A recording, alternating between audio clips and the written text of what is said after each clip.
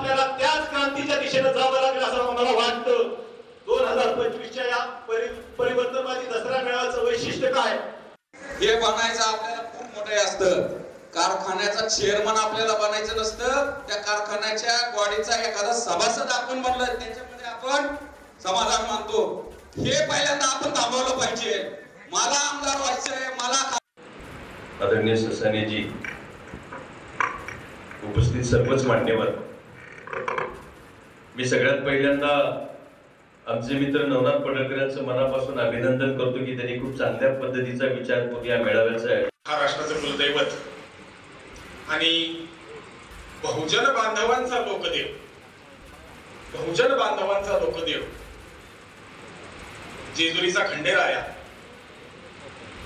आणि या ठिकाणी आमचे सर्वच मदने कंपनी उपस्थित आहेत. या ठिकाणी व्यासपीठावरील राज्यातून आमचे राजू मामा तागड आहेत. अनेक मान्यवर या ठिकाणी उपस्थित आहेत. तुमचा मान सन्मान करण्यास आम्ही आयोजक म्हणून शहरामध्येच नव्हे तर महाराष्ट्राच्या कानाकोपऱ्यात मल्हार भक्तांची भूमी आहे आणि म्हणून